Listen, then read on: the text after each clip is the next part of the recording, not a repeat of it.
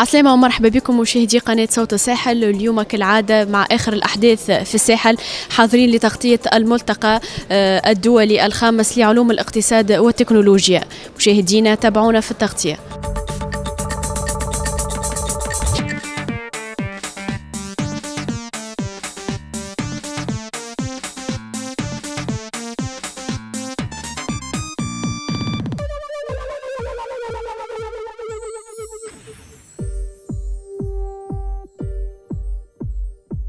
Donc, trop positif sur le vrai segmentation du poumon et vraie détection de nodules. Le trop négatif sur le vrai segmentation du poumon et faux détection du nodule. Le faux positif c'est le faux segmentation du poumon et vraie détection du nodule.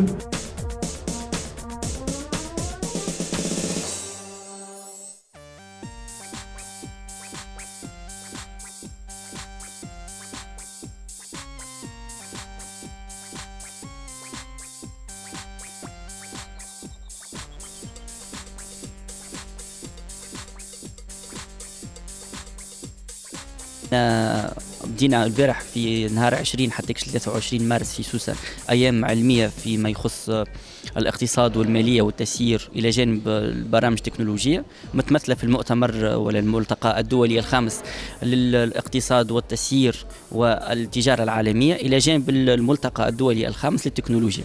يعني هما زوز ملتقيات عملناهم في نفس الوقت حتى يتم يعني تبادل وتلاقح يعني بين أنواع الاختصاصات المختلفة. وبدينا المؤتمرات هذه والملتقيات هذه ملول ونحكيو على المؤسسات الكبرى ولا الصغرى والمتوسطة اللي PME لي بتيت موين انتربريز اللي هي مهمة برشا يعني في البلاد نتاعنا في تونس وفي المغرب العربي عموما. وحكينا زاد على المؤسسات العائلية لي PME فاميليال، هذا خاطر حقيقة يقوم عليهم الاقتصاد نتاع المغرب العربي عموما. بطبيعة الحال ما نجموش نغزو لي PME والمؤسسات هذه من جانب اقتصادي ومالي فقط، وإنما زاد من جانب تكنولوجي. وهذا علاش حبينا يعني نقربوا احنا الملتقيات لبعضها، وهذا يخلي الإنسان عنده اوفرتور، يكون متفتح أكثر، يكون يعرف يعني روحه وش يعمل. ما يكفيش راهو القوة الهندسية، ينجم يكون مهندس باهي يصنع حاجات باهين وما ينجمش يسوقها وما ينجمش يبيعها. هذا هو الهدف. السلام عليكم، هاجر من المغرب. أنا جيت نشارك في لا 5e conférence internationale en économie, gestion et commerce international. هي كانت فرصة زوينة بزاف لينا حنايا من المغرب، لحقاش هذه أول مرة كندير كومونيكاسيون à l'étranger، وكانت فرصة زوينة لأنه كاين بزاف لي ناسيوناليتي، كاينين ناس من الجزائر، تونس، المغرب، الإمارات وعدة دول أخرى. يعني هي كانت فرصة زوينة، تلقينا مع دي انترفونون من لو موند انتيي. كانوا الناس من أستراليا، من المغرب، من فرنسا، من تونس، من الجزائر. يعني احنا استفدنا بزاف في هذا ليفينمون، وخلانا ناخذوا بزاف لي ريمارك اللي غادي تنفعنا من بعد في لو تيم ديالنا. انا بيرسونيلمون لو تيم ديالي كان هو لامباكت ديال لاتموسفير سور لاتاشمون او ليو دو كونسوماسيون، دونك في لو كا ديال المغرب بيان سور. وكنبغي نشكر لو كوميتي دورغانيزاسيون pour la pertinence de l'organisation, surtout monsieur Ahmed. Donc vraiment c'était très intéressant. وشكرا. Elle est extraordinaire parce que j'ai commencé à participer à ces conférences organisées par monsieur Ahmed Arif depuis le début, et ça s'améliore d'une année à l'autre au nombre de participants, et surtout ce que je venais de lui dire tout à l'heure, la qualité des présentations est s'est améliorée considérablement. Donc c'est une conférence qui va attirer de plus en plus de monde et qui va s'inscrire dans la continuité et dans le développement.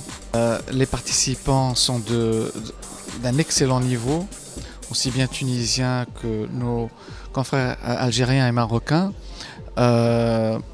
Je pense que la Tunisie est un pays qui a mis beaucoup, depuis les années 60, depuis les années 50, a mis beaucoup l'accent sur l'éducation.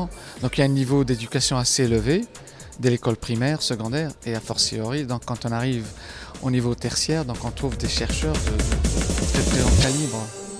في المشاركة تاعي باش نمثل لي يعني في الجانب هذه المشاركة تقديم عرض بحث قمت به في إطار تطوير التأمينات، قطاع التأمينات في الجزائر. ومدى مقارنة مع قطاع التأمينات في تونس.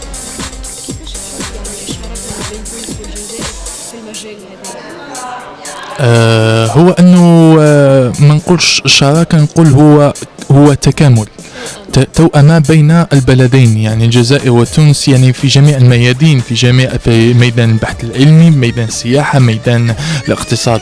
في ميدان جانب الميدان البحث العلمي أنا نقول لي أنه عندنا نفس الهياكل التنظيمية من جد المؤسسات التعليمية، من جد الجامعات، من جد مراكز البحث اللي تسمح باش نخلقوا هذه التوأمة باش نوضوا بالاقتصاد البلدي.